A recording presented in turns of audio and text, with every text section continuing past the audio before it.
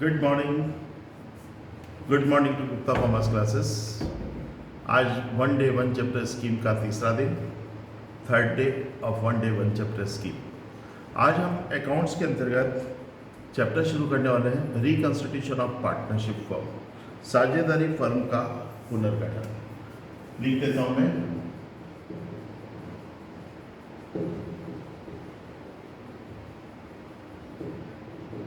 Reconstitution of partnership, साझेदारी का पुनर्गठन। Reconstitution of partnership. बेटा, what do you mean by reconstitution of partnership? साझेदारी का पुनर्गठन किसे कहते हैं? When new partner admitted in the firm or old partner leave from the firm, that is called reconstitution of partnership. जब किसी साझेदारी फर्म में नया साझेदार आता है या पुराना साझेदार छोड़कर चला जाता है तो उसे साझेदारी का पुनर्गठन कहते हैं। ठीक है, ओके। अब देखिए, eight the time of reconstitution of partnership, साझेदारी के पुनर्गठन में the profit sharing ratio of the partners will be change. साझेदारी के पुनर्गठन में साझेदार को लाभ विभाजन अनुपात परिवर्तित होगा। Okay, there are 5 conditions of reconstitution of partnership. साझेदारी के पुनर्गठन की 5 दशाएं होती है। There are 5 conditions of reconstitution of partnership. साझेदारी के पुनर्गठन की 5 दशा होती है। बता रखा बेटा आपको। Point number first, admission of a new partner, नए साझेदार का प्रवेश। Second, retirement of A partner, साझेदार की निवृत्ति। Third, death of A partner, साझेदार की मृत्यु। फोर्थ, एमलगेशन ऑफ फर्मों का एकीकरण। और fifth, when partners change their profit sharing ratio, जब साझेदारों के द्वारा लाभ विभाजन अनुपात परिवर्तित किया जाता है। ठीक है, 5 कंडीशन।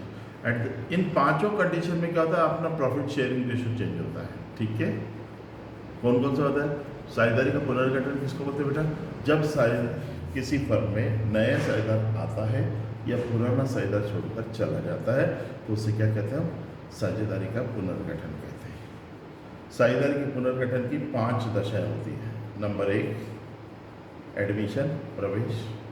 नंबर 2, रिटायरमेंट, निवृत्ति। नंबर 3, डेथ, मृत्यु। नंबर 4, अमलगेशन, एकीकरण। Number 5, partners change their profit sharing ratio, साझेदारों के द्वारा लाभ विभाजन अनुपात परिवर्तित किया जाता है। ठीक है, अब प्रश्न ये आता है, what do you mean bye amalgamation of firm? फर्मों का एकीकरण किसे कहते हैं?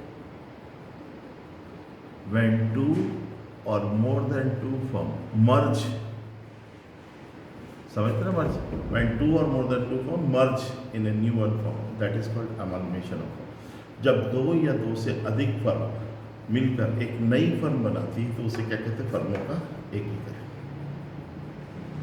At the time of amalgamation of firm या at the time of reconstitution, the profit sharing ratio of the partners will be changed.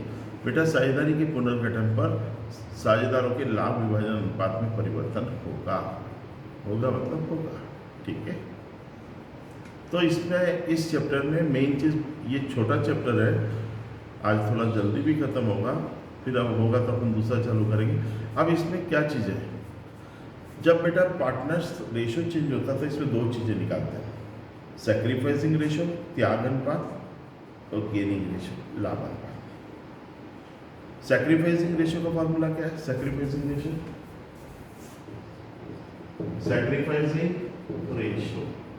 Is equal to old ratio minus new ratio. बेटा, त्याग अनुपात बराबर पुराना अनुपात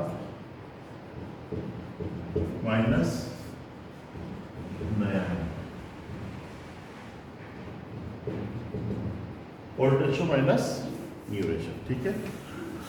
sacrificing ratio is to old ratio minus new ratio.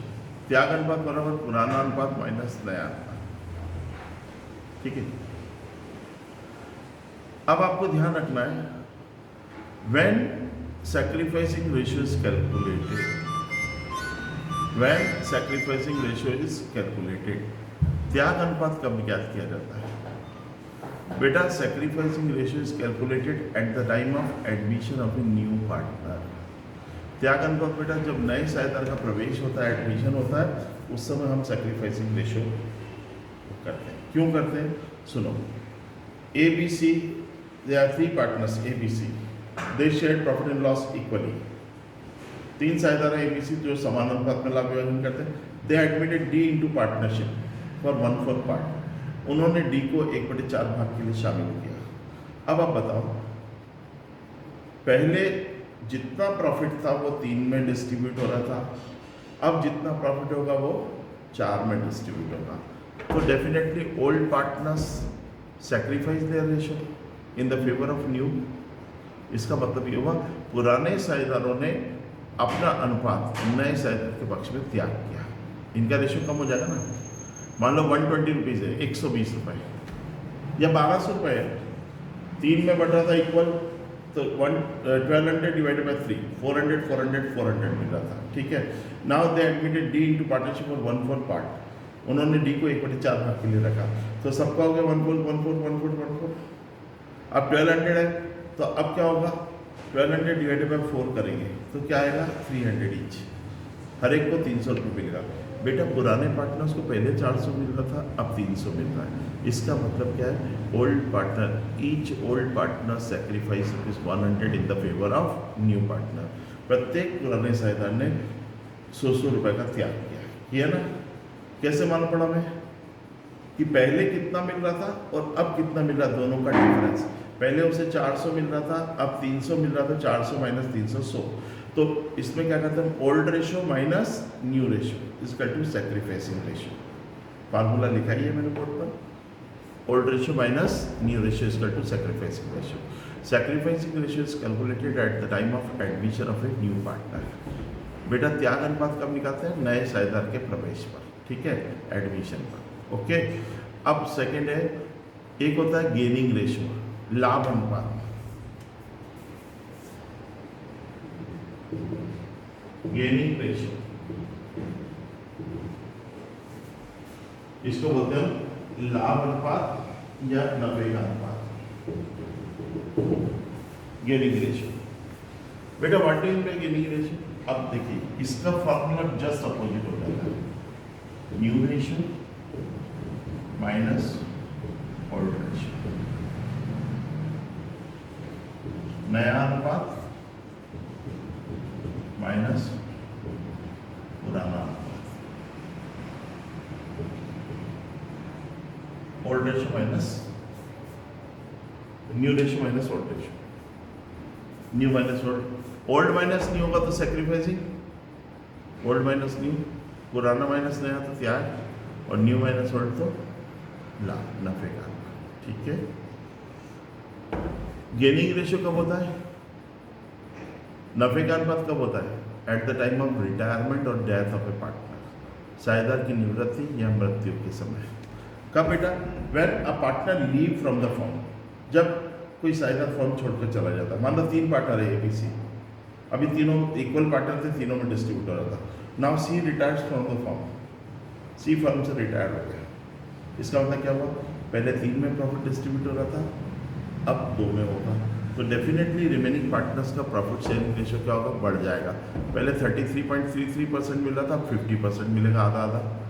पहले divided by 3 कर रहे थे प्रॉफिट को, जैसे वही वाला एग्जांपल है, 1200 है, डिवाइडेड बाय 3 तो 400 मिल रहा था, अब करेंगे डिवाइडेड बाय 2।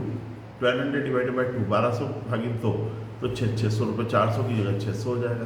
पहले इनको 400 प्रॉफिट मिला था, अब 600, मतलब इन्होंने कमाया, गेन हुआ इनको, तो ये गेनिंग रेशियो 200। कैसे निकाला हमने कि पहले अभी कितना मिल रहा है? 600, पहले कितना मिल रहा था? 400, तो गेन कितना हुआ? 200। न्यू में से ओल्ड को माइनस किया तो गेनिंग रेशियो आया, ठीक है। ओके, तो अभी तक आपने ये समझा रिकंस्टिट्यूशन ऑफ पार्टनरशिप, साझेदारी का पुनर्गठन क्या होता है? जब किसी साझेदारी फर्म में नया साझेदार आता है या पुराना साझेदार छोड़कर चला जाता है तो उसे हम साझेदारी का पुनर्गठन कहते हैं। When a new partner is admitted or old partner leave from the firm, that is called reconstitution of partnership. There are 5 conditions of reconstitution of partnership. साझेदारी के पुनर्गठन की 5 दशाएं होती है। कौन सी बताई 5? Number 1, admission of a new partner, नए साझेदार का प्रवेश। Number 2, retirement of A partner, साझेदार की निवृत्ति। Number 3, death of A partner, साझेदार की मृत्यु। नंबर 4, ये एमलगेशन ऑफ फर्म, फर्मों का एकीकरण। और number 5, when partners change their profit sharing ratio, जब साझेदारों के द्वारा लाभ विभाजन अनुपात परिवर्तित किया जाता है। ये 5 कंडीशंस है जिसमें क्या होता है? रिकंस्टिट्यूशन होता है। ठीक है, अब रिकंस्टिट्यूशन में सबसे मेन चीज़ क्या निकालनी होती है? Sacrificing ratio and gaining ratio, त्याग अनुपात और नफे का अनुपात। Sacrificing ratio is calculated at the time of admission of a new partner. त्याग अनुपात नए साझेदार के प्रवेश के समय ज्ञात किया जाता है। क्यों करते हैं? Because old partners sacrifice their share in the favour of new partner eight the time of admission of a new partner. क्यों करते हैं बेटा? क्योंकि पुराने साझेदार नए साझेदार के प्रवेश पर अपने हिस्से का त्याग करते हैं। किसके लिए? पुराने साझेदार के लिए। तो त्याग अनुपात निकलता है, सैक्रिफाइस करते, त्याग करते हैं, है ना। सैक्रिफाइसिंग रेशियो का फार्मूला मैंने आपको बताया, त्याग अनुपात का क्या होता है? Old ratio minus new ratio, पुराना अनुपात माइनस नवा अनुपात। ठीक है, ये हमने सैक्रिफाइसिंग रेशियो बताया। अब हम देखते हैं इसमें गेनिंग रेशियो, लाभ अनुपात, नफे का अनुपात। गेनिंग रेशियो किसको बोलते हैं बेटा? Gaining ratio is calculated at the time of retirement of A partner. नफे का अनुपात कब? साझेदार की निवृत्ति पर निकाला जाता है। कब? अगर कोई पार्टनर चला जाता है, जब कोई साझेदार फर्म को छोड़कर चला जाता है, when A partner is leave from the firm, है ना। जब कोई साझेदार फर्म छोड़कर चला जाता है तो वह अपने लाभ का हिस्सा शेष साझेदारों के लिए व्यापार में ही छोड़कर जाता है। Eight the time of retirement of A partner, retired partner leave their share in the firm for the remaining partners, for which, जिससे कि remaining partners shares will be increases, जिससे कि शेष साझेदारों का हिस्सा बढ़ जाता है। बढ़ जाता मतलब दे गेन्स, उन्हें लाभ होता है। तो वो कहलाता है आपका नफे का अनुपात, गेनिंग रेशियो। गेनिंग रेशियो का formula new ratio minus old ratio, नया अनुपात में से पुराने अनुपात को घटाते हैं। ठीक है, अब इसमें जो प्रश्न एग्जाम में आता है, एक तो आता है साझेदारी का पुनर्गठन किसे कहते हैं? पुनर्गठन की दशाएं बताइए। What do you mean by reconstitution of partnership? लिख लो, क्वेश्चन लिख लो। साझेदारी का पुनर्गठन किसे कहते हैं? What do you mean by reconstitution of partnership? साझेदारी का पुनर्गठन किसे कहते हैं? इसकी आवश्यक दशाएं बताइए। Right the essential conditions for reconstitution of partnership। लिख लिया?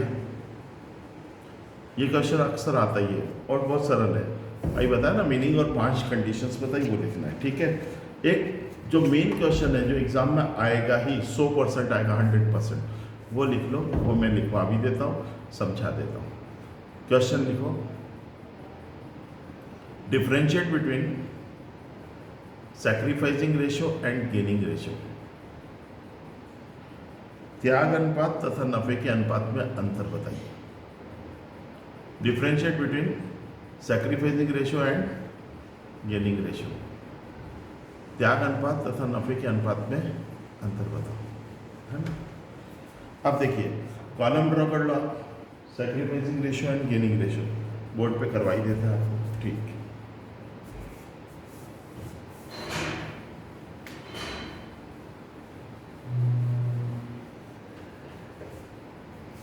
कॉलम्स तो आपको मालूम है, serial number, base, sacrificing and gaining.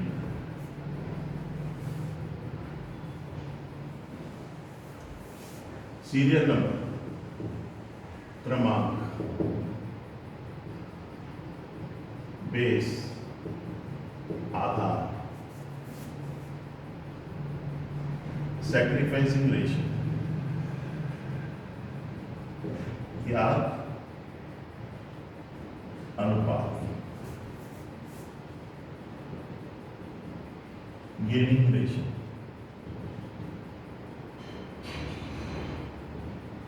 लाभ अनुपात। ठीक है, सैक्रिफाइसिंग रेशियो, गेनिंग रेशियो। शुरुआत करते हैं। सबसे पहले कोई सा भी डिफरेंस लिखो तो सबसे पहले क्या लिखो आप? मीनिंग, अर्थ। Find number first, meaning, Hindi में लिख सकते हैं। सैक्रिफाइसिंग रेशियो में क्या लिखोगे? त्याग अनुपात किसको बोलते हैं? Sacrificing ratio. When old partners leave their ratio in the favour of new partner. जब पुराने साझेदार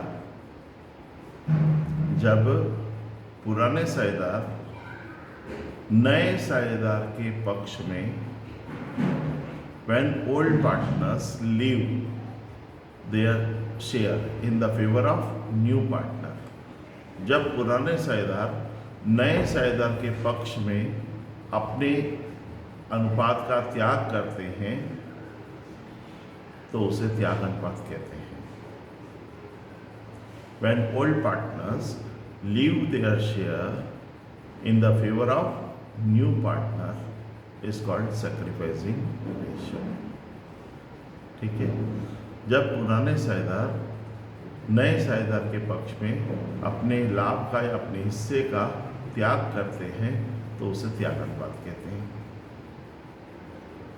नफे का अनुपात या लाभ अनुपात क्या होगा? गेनिंग रेशियो में इधर क्या लिखोगे आप दूसरी तरफ? When a partner leave from the firm, जब कोई साझेदार फर्म छोड़कर जाता है, he leave their share in the firm in the favor of remaining partners। जब कोई साझेदार फर्म छोड़कर जाता है तो वह अपना हिस्सा, जब कोई साझेदार फर्म छोड़कर जाता है, when a partner leave from the firm, then he leave their share in the firm in the favor of remaining partners। जब कोई साझेदार फर्म छोड़कर जाता है तो वह अपना हिस्सा फर्म में शेष साझेदारों के पक्ष में छोड़कर जाता है। For which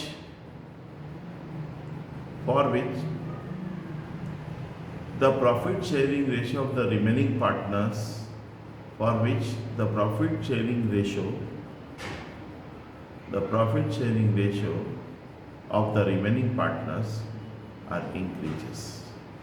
जिससे शेष साझेदारों का लाभ विभाजन अनुपात बढ़ जाता है। जिससे शेष साझेदारों का लाभ विभाजन अनुपात बढ़ जाता है, जिसे क्या कहते हैं हम? लाभ अनुपात या नफे का अनुपात कहते हैं। इस कॉल्ड गेनिंग रेशियो। ठीक है, पहला पॉइंट हो गया। सेकंड पॉइंट आता है फार्मूला, सूत्र।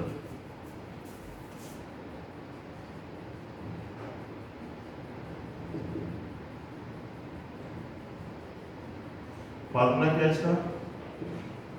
Old ratio minus new ratio, पुराना अनुपात माइनस नया। ठीक है, इसका फॉर्मूला क्या है? सैक्रिफाइसिंग रेशियो का old ratio minus new ratio. और गेनिंग रेशियो का क्या होगा? उल्टा, new minus new ratio minus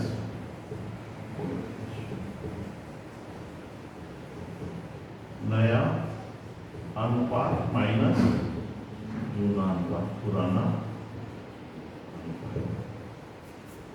ठीक है,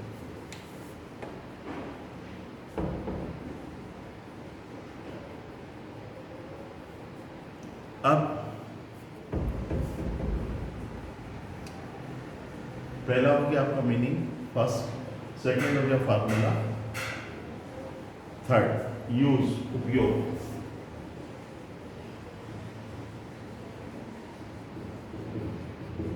यूज उपयोग। इसको कब यूज करते हैं? It is use eight the time of admission of a new partner. का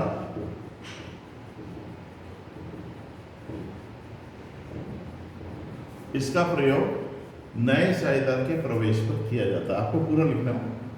इसका प्रयोग नए साझेदार के प्रवेश पर किया जाता है। It is used eight the time of admission of a new partner. Okay. और ये it is used eight the time of retirement और डेथ ऑफ पार्टनर। इसका प्रयोग रिटायरमेंट और डेथ, निवृत्ति या मृत्यु पर किया जाता है। It is used eight the time of retirement और डेथ ऑफ द पार्टनर। इसका उपयोग निवृत्ति या मृत्यु पर किया जाता है। इफेक्ट ऑन कैपिटल, पूंजी पर प्रभाव।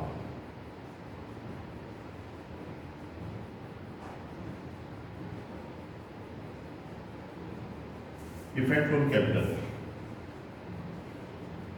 पूंजी पर प्रभाव। इफेक्ट ऑन कैपिटल क्या होगा भाई? इसमें क्या होगा?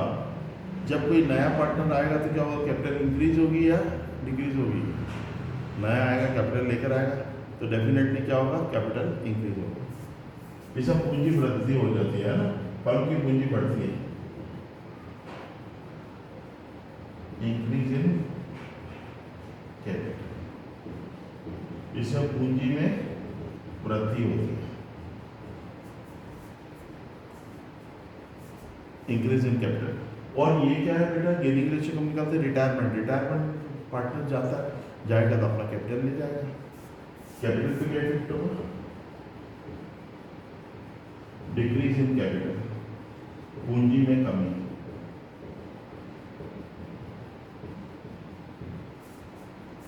ये आपको 3 या 4 नंबर का आएगा, केवल 4 पॉइंट लिखना है। ये बिल्कुल सिंपल पॉइंट है, बुक से बिल्कुल अलग है, डिफरेंट है ना। अपने को समझ में आना चाहिए, full out of full marks मिलते हैं। हम ऐसे इजी पॉइंट लिखाते हैं जिससे कि आपको याद भी नहीं करना पड़े, उसके मीनिंग से ही निकलते सारे। अपन ने देखा ना रिकंस्टिट्यूशन का meaning, sacrificing ratio, gaining ratio, उसी से निकाला। ठीक है, difference between sacrificing ratio and gaining ratio. ठीक है, अब देखिए ये हो गया आपका। अब हम एक तो सवाल करके देखते हैं जैसे एग्जाम में आते हैं। हाँ, बोले कि खाली थ्योरी का क्लास है, पर बेटा कुछ तो बताना पड़ेगा ना। इस वाले चैप्टर में खाली यही है, सैक्रिफाइसिंग रेशियो और गेनिंग रेशियो है। बहुत आसानी से समझ में आएगा आपको, पूरा ध्यान लगाइए बोर्ड पर।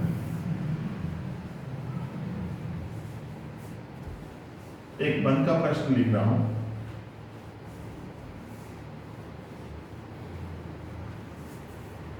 अक्सर आपको इस प्रकार से क्वेश्चन देगा।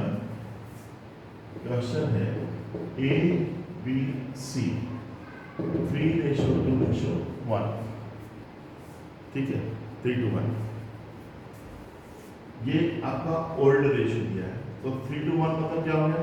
3:5 1 6, 3/6 2/6 1/6। ओके, अब क्या बोला? Now further they decided to profit and loss equally. भविष्य में उन्होंने समान अनुपात में बांटने का निर्णय लिया। 1:1:1, 1:1:1। क्या हो जाएगा बेटा? 1 + 1 + 1, 1 और 1 2 और 1 3, 1/3 1/3 1/3 बराबर।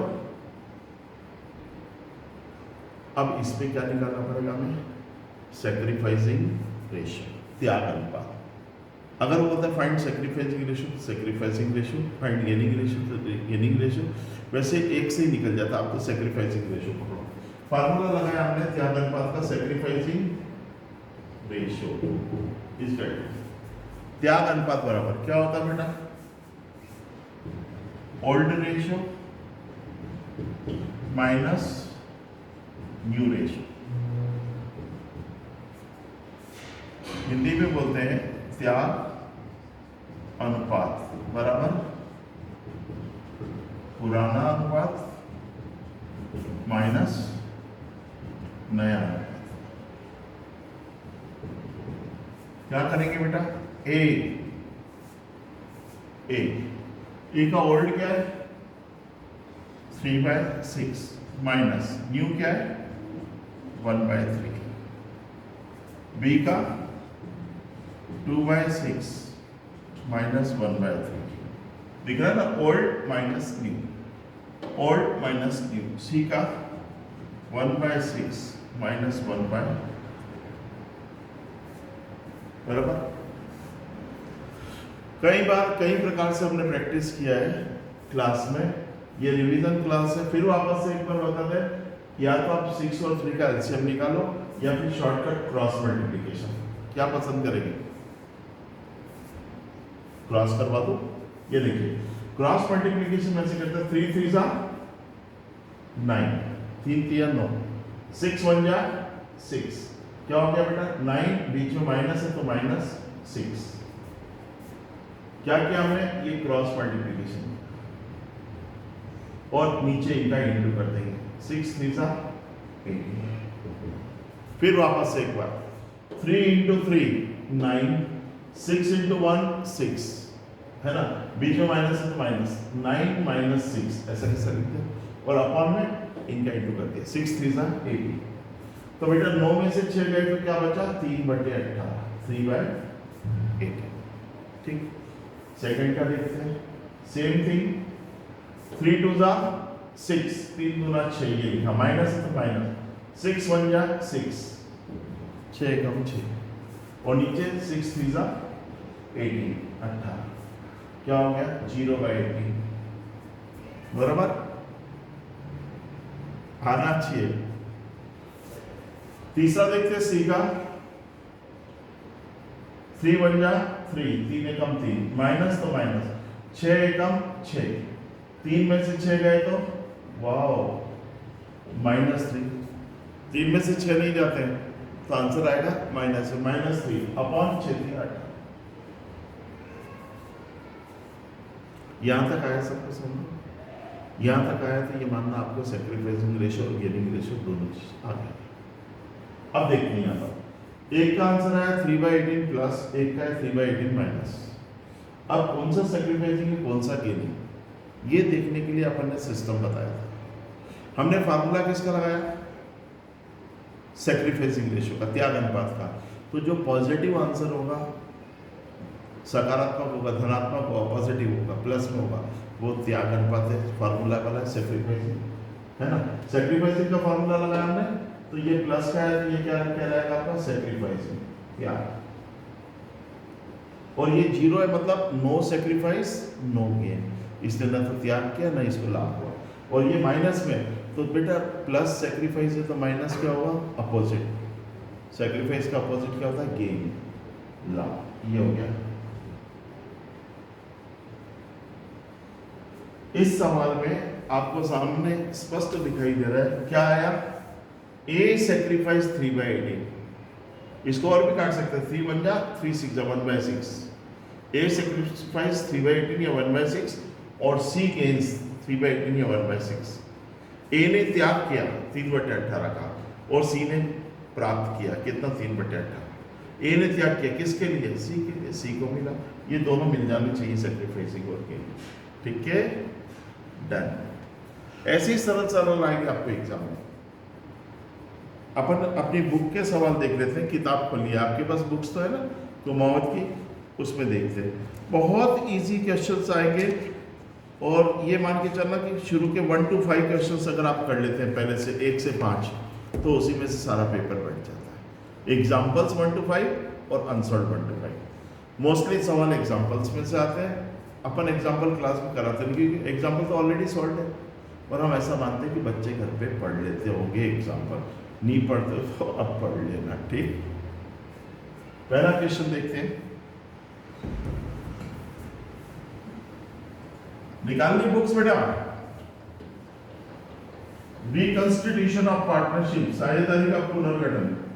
अब हर किताबों में बेटा चैप्टर नंबर अलग अलग है, आगे पीछे पेज नंबर अलग है, हिंदी मीडियम में अलग है, इंग्लिश में, इसलिए मैं नहीं बोलूँगा। मैंने बोल दिया साझेदारी का पुनर्गठन आपको दिखता है ऊपर लिखा हुआ 4.47 भी हो सकता है, 4 पॉइंट में भी हो सकता है, किसी में 3 पॉइंट में है, वो देख लीजिएगा।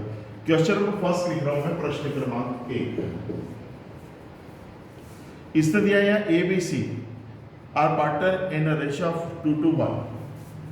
ए बी सी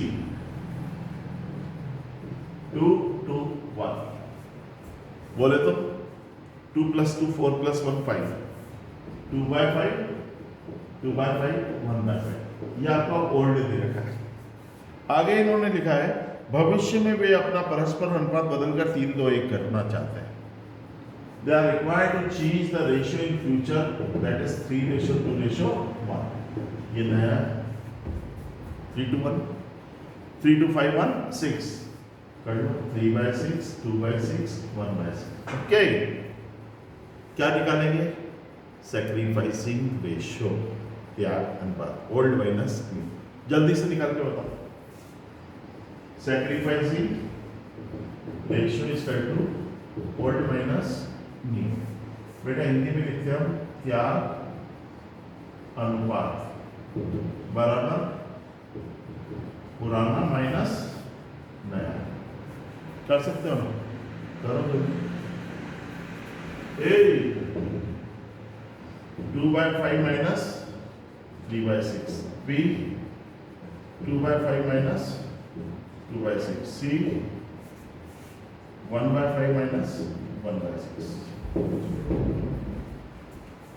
कीजिए, चलिए जल्दी से करके बताओ।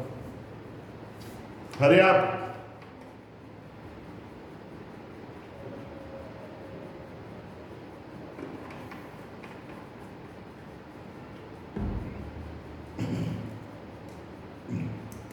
बहुत इजी है, काफी आसान है, हम आसानी से कर सकते हैं। लिखते जा रहा हूं ना बेटा। देखिए अभी मैंने इसके पहले बताया था क्या करेंगे हम, क्रॉस मल्टीप्लिकेशन, ठीक है, करते हैं। ये 6 2 जा क्या बता रहे, 6 2 जा 12, 6 दूना 12, ठीक है। और यहाँ 5 3 जा 15, बीच में माइनस है तो माइनस 15, ओके। और नीचे इंटू कर देंगे, 5 6 जा 30, 5 6 30, ठीक। ऐसे ही ये कर लेंगे सेकंड,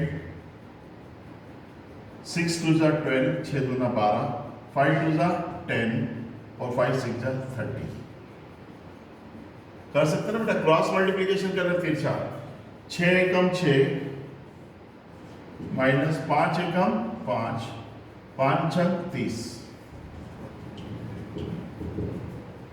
ठीक। अब आप लोगों को सामने दिख रहा है 12 माइनस 15, 12 में से 15 गए तो क्या होगा, -3/30 बराबर। 12 में से 10 गए 2/30, 2/30। 6 में से 5 गया 1/30, 1/30। हमने फार्मूला समझ में आया ना, हमने फार्मूला किसका लगाया, सैक्रिफाइसिंग रेशियो, त्याग अनुपात। तो जो पॉजिटिव आंसर है, सकारात्मक है, प्लस है, वो आपका सैक्रिफाइस है। सैक्रिफाइसिंग में ये प्लस है तो सैक्रिफाइस बी त्याग, सी बी सैक्रिफाइस त्याग, और ए का क्या है, माइनस है, मतलब गेन।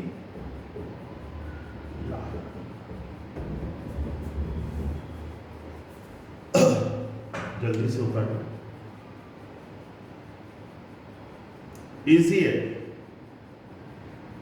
ये भी थ्योरी नुमा बेटा, इतना तो हम इजीली कर सकते हैं, इसमें बहुत बड़ा कैलकुलेशन नहीं है।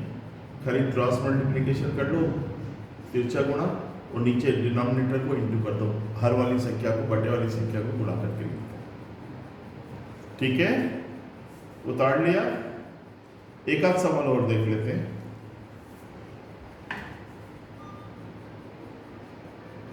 अगला क्वेश्चन है question number 2। A and B are partners sharing profit and loss in the ratio of 1:3।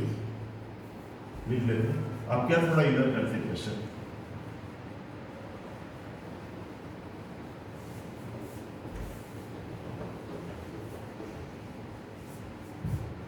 ये देखिए question number second, A and B are partners sharing profit and loss in the ratio of 1:3, 1:3, ठीक है।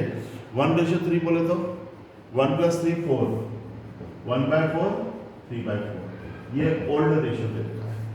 आगे question में बोला है they decided to keep their profit sharing ratio equal in future, वो भविष्य में अपना अनुपात बराबर रखना चाहते हैं।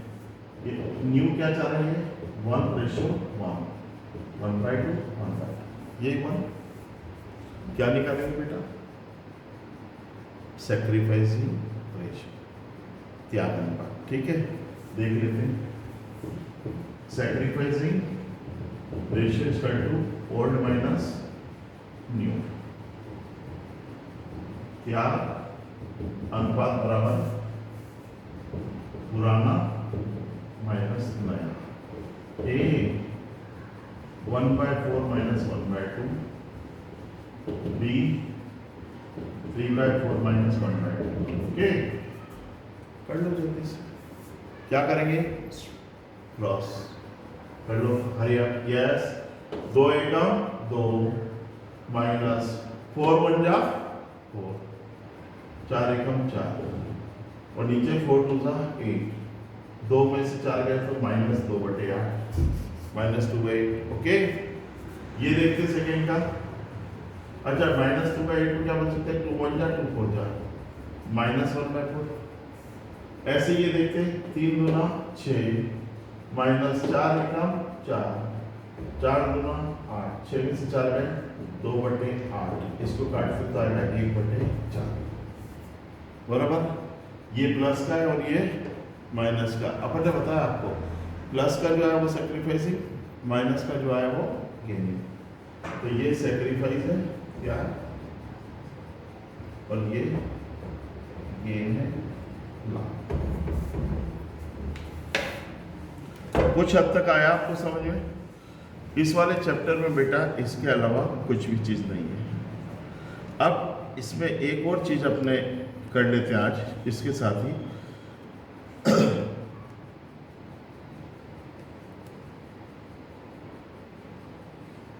कल हमने आपको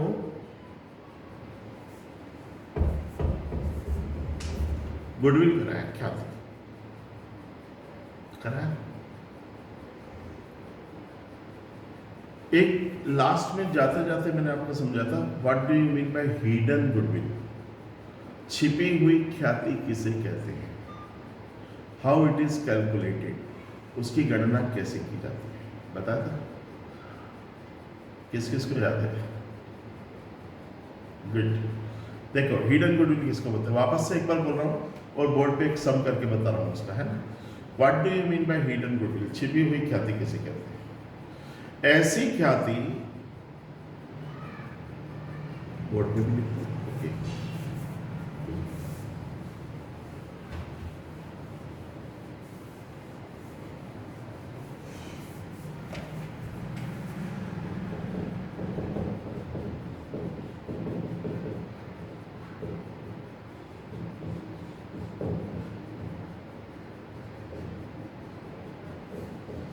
हिडन गुडविल, छिपी हुई ख्याति, hidden goodwill, okay. Hidden goodwill, छिपी हुई ख्याति। What is the hidden goodwill, छिपी हुई ख्याति किसे कहते हैं, ऐसी ख्याति जो व्यापार में तो विद्यमान होती है किंतु पुस्तकों में दर्शाई नहीं जाती। Those goodwill which are available in the business but not shown in the books of account, ऐसी ख्याति जो व्यापार में तो विद्यमान होती है किंतु पुस्तकों में दर्शाई नहीं जाती, छिपी हुई ख्याति कहलाती है। Those goodwill which are available in the business but not shown in the books of account. Those goodwill which are available in the business but not shown in the books of account is called hidden goodwill, छिपी हुई ख्याति कहलाती है। It is calculated, कल लिखवा दिया मैंने, it is calculated on the basis of new partners capital. इसकी गणना नए हिस्सेदार की पूंजी के आधार पर की जाती है। It is calculated on the basis of new partners capital. इसकी गणना नए हिस्सेदार की पूंजी के आधार पर की जाती है। क्या लिखवाया था? First of all we calculate new firm's capital on the basis of new partners capital. सर्वप्रथम हम क्या करेंगे? नए हिस्सेदार की पूंजी के आधार पर नई फर्म की पूंजी ज्ञात करेंगे। देयर आफ्टर, तत्पश्चात, the present capital of all the partners are deducted from the new firm's capital। तत्पश्चात सभी हिस्सेदारों की वर्तमान पूंजी को फर्म की कुल पूंजी में से नई फर्म की पूंजी में से घटा देंगे। बैलेंसिंग फिगर, जो शेष राशि बचती है, that is called hidden goodwill. जो शेष राशि बचती है उसे छिपी हुई ख्याति कहते हैं। एक एग्जाम्पल के तौर पे मैं आपको बता रहा हूँ, सुनिएगा। ABC equal partner 1-1। ABC 3 समान हिस्सेदार है, 1-1, ठीक है। उनकी कैपिटल है, कैपिटल 20,000, 15,000, 10,000, ठीक है। दे एडमिटेड डी टू पार्टनरशिप। नया आया डी फॉर 1/4 पार्ट, 1/4 भाग के लिए, और वो कैपिटल के लाया 25,000। वो नया हिस्सेदार पूंजी के 25,000 रुपये लाता है 1/4 भाग के लिए, और बोलते हैं फाइंड हिडन गुडविल। छिपी हुई ख्याति ज्ञात करो। कैसे करेंगे? हिडन गुडविल निकालनी है। अभी मैंने आपको बताया था, ऐसी ख्याति जो व्यापार में विद्यमान होती है किंतु पुस्तकों में दर्शाई नहीं जाती। Those goodwill which are available in the business but not shown in the books of account is called hidden goodwill. It is calculated on the basis of new partners capital. इसकी गणना नए हिस्सेदार की पूंजी के आधार पर की जाती है। First of all we will calculate new firm's capital on the basis of new partners capital. सबसे पहले हम नए हिस्सेदार की पूंजी के आधार पर नई फर्म की पूंजी निकालते हैं। कैसे? सुनो, नया पार्टनर आया, 25,000 लाया, कितने पार्ट के? 1/4 के, है ना। मैं पहले आपको थोड़ा सा समझाने की, ये पूरा बिजनेस है आपका, बराबर, ये आपका बिजनेस 1/4 बोले तो ये, इसके लिए ये 25,000 लाया। इसके अंदर आपके बिजनेस का क्या होना चाहिए? इसका भी 25, 25, 25, चारों को जोड़ेंगे तो कितना? 1 लाख होना चाहिए, ठीक। ये तो आपको समझाने के लिए बताया। अब शॉर्टकट में हम यहाँ क्या लिखते हैं? यहाँ वहां एग्जाम में लिखें new firm capital, new firm's capital, Hindi में बोलते हैं नई फर्म की पूंजी। अभी बताया था मैंने, we calculate new firm's capital on the basis of new partners capital. नए हिस्सेदार की पूंजी के आधार पर नया पार्टनर आया, कितना लाया? 25,000, ये लिखा 25,000। कितने शेयर का लाया, कितने पार्ट का लाया? 1/4। उसको रिवर्स मार दो, 4/1। तो ये हो गया बेटा आपका 1 लाख। नई फर्म की कैपिटल कितनी होनी चाहिए? 1 लाख, ठीक है। नई फर्म की पूंजी होनी चाहिए 1 लाख। फिर क्या बोला मैंने? Thereafter the present capital of all the partners, then present capital of all the partners are subtracted। उसके बाद हम क्या करते हैं? सभी हिस्सेदारों की वर्तमान पूंजी को घटाते हैं। यहाँ लिख दिया present capital of all partners।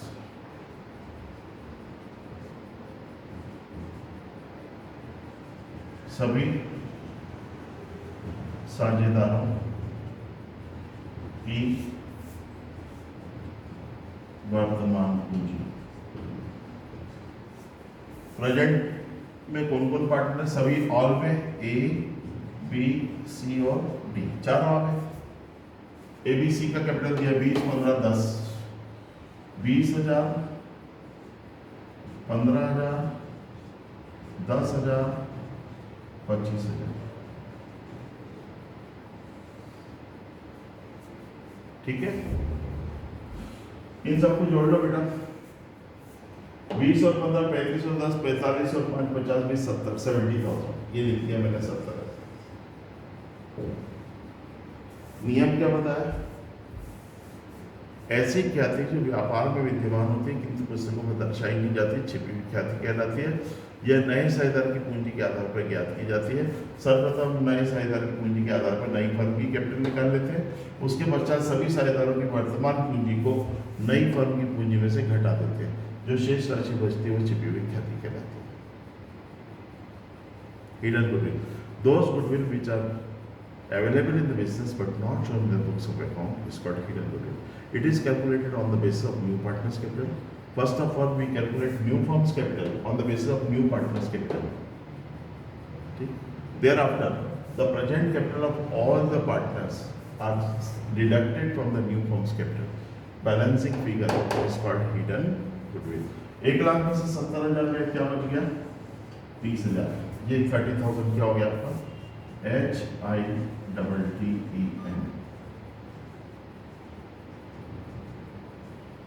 Hindi में बोलते छिपी हुई ख्याति।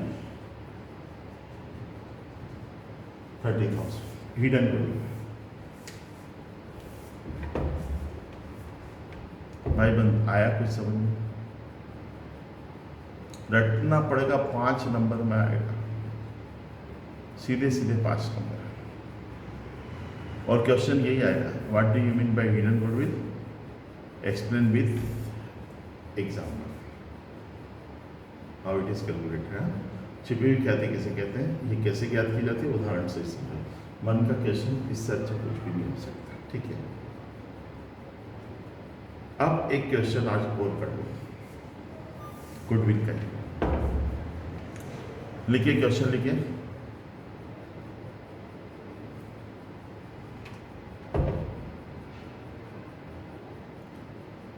हिंदी मीडियम वाले लिख लो। लेखांकन प्रमाप 10, लेखांकन प्रमाप 26, लेखांकन प्रमाप 26 के अनुसार ख्याति के लेखांकन को समझाइए। Explain the accounting of goodwill. लेखांकन प्रमाप 26 के अनुसार ख्याति के लेखांकन को समझाइए। Explain the accounting of goodwill according to AS 26, Accounting Standard 26, लेखांकन प्रमाप 26, अकाउंटिंग स्टैंडर्ड 26। क्लास में बहुत बार बता दिया अकाउंटिंग स्टैंडर्ड क्या चीज़ है।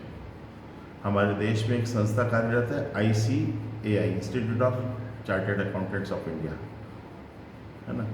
उन्होंने सारे रूल्स बनाए थे हिंदुस्तान में अकाउंटिंग के, और वो पूरे इंडिया में लागू है कि जो भी हिंदुस्तान की सरजमी पर रहता है, अगर उसे इंडिया में रहना है तो और पैसा कमाता है तो उसको ये रूल्स फॉलो करने पड़ेंगे, अकाउंट ऐसे मेंटेन करने पड़ेंगे।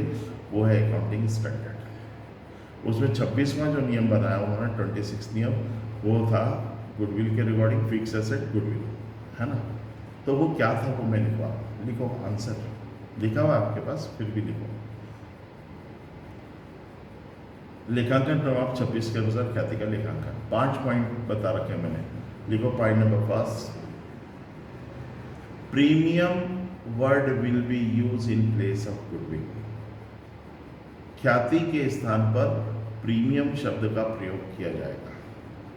Premium word will be used in place of goodwill. ख्याति के स्थान पर प्रीमियम शब्द का प्रयोग किया जाएगा, मतलब गुडविल नहीं बोलते, गुडविल की जगह क्या लिखते हैं, रेपुटेटेड वर्ड है premium. Premium word will be use in place of goodwill. ख्याति के स्थान पर प्रीमियम शब्द का प्रयोग किया जाएगा, ठीक है। Point number first. Point number second, now goodwill is not shown in the books of account. ख्याति को पुस्तकों में नहीं दर्शाया जाएगा। Goodwill is not shown in the books of account. ख्याति को पुस्तकों में नहीं दर्शाया जाएगा। Goodwill is not shown in the books of account. जल्दी जल्दी लिखो बेटा। ख्याति को पुस्तकों में नहीं दर्शाया जाएगा। Goodwill is not shown in the books of account.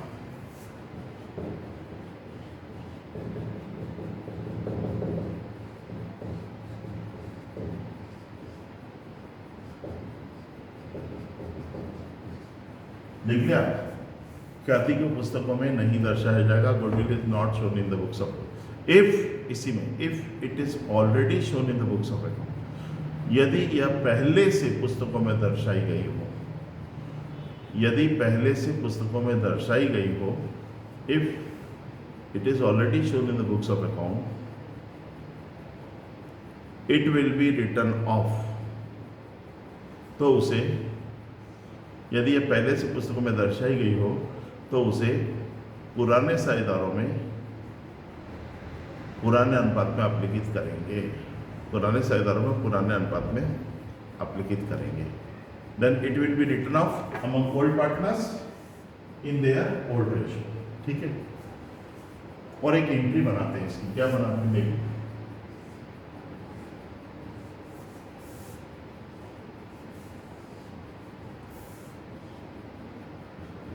Old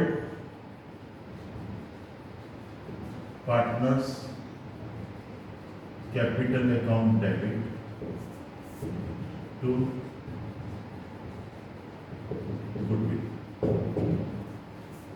old partners capital account debit to goodwill.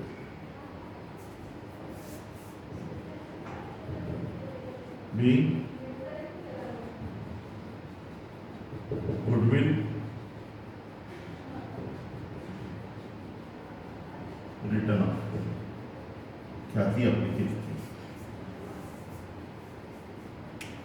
Being goodwill return. तो अभी तक मैंने 2 पॉइंट बताया आपको। पहला पॉइंट बताया premium word will be use in place of goodwill, ख्याति के स्थान पर प्रीमियम शब्द का प्रयोग किया जाएगा। Second, now goodwill is not shown in the books of account, ख्याति को पुस्तकों में नहीं दर्शाएंगे। If it is already shown in the books of account, it will be written off among old partners in their old ratio. यदि ख्याति पहले से पुस्तकों में दर्शाई गई हो तो उसे पुराने साझेदारों में पुराने अनुपात में अपलिखित करेंगे और ये जर्नल एंट्री बनाएंगे। ठीक, पॉइंट नंबर 3, तीसरा point, goodwill can be shown in the books of account, ख्याति को केवल उसी दशा में पुस्तकों में दर्शाया जा सकता है।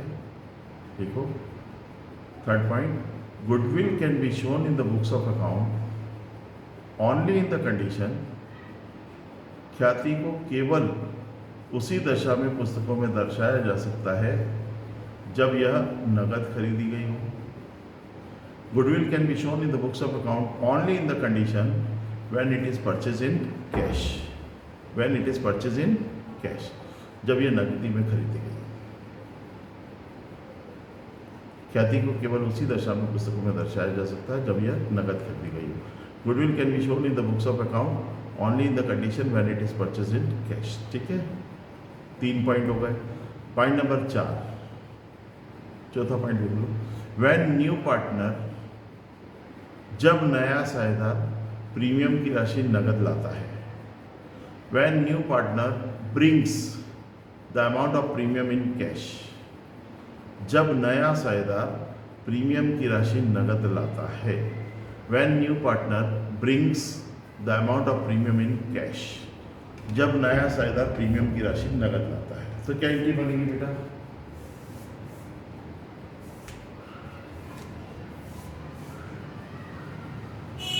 When new partner brings the amount of premium in cash, जब नया साझेदार प्रीमियम की राशि नकद लाता है।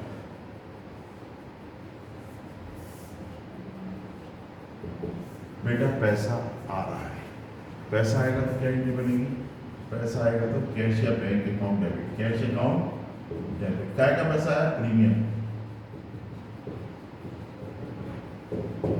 Cash account debit to premium account. पैसा आएगा तो क्या एंट्री बनेगी, cash account debit to premium. ठीक है, और क्या लिख देंगे,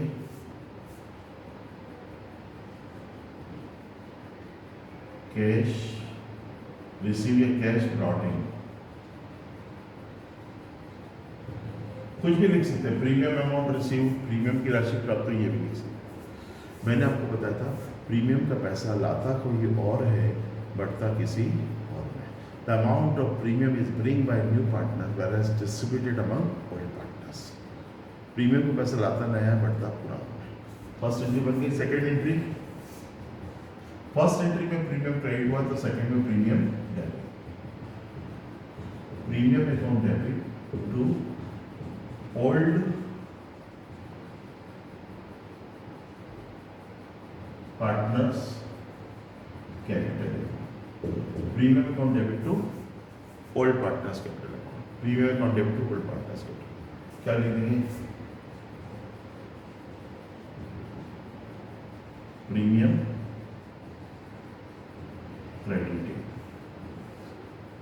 प्रीमियम क्रेडिटेड, ये चौथा पॉइंट बना। और लास्ट पॉइंट आज का, फिफ्थ पॉइंट, पांचवा point, when new partner is enable, जब नया साझेदार प्रीमियम की राशि लाने में असमर्थ हो। When new partner is unable to bring the amount of premium in cash, जब नया साझेदार प्रीमियम की राशि लाने में असमर्थ हो। When new partner is unable to bring the amount of premium, नहीं लाएगा तो क्या बनेगा? सुनो, यही बना। अगर वो पैसा लाता तो क्या बनता है? Cash account debit. पैसा तो लाया नहीं तो कैश तो डेबिट होगा नहीं, तो कैश की जगह क्या डेबिट हो जाएगा? New partner capital account debit. क्या बनाएंगे? New partners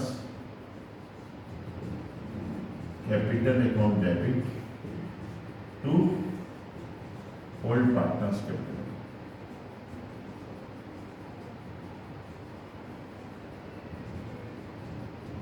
new partner capital account debit to old partner capital. और लिख देंगे हम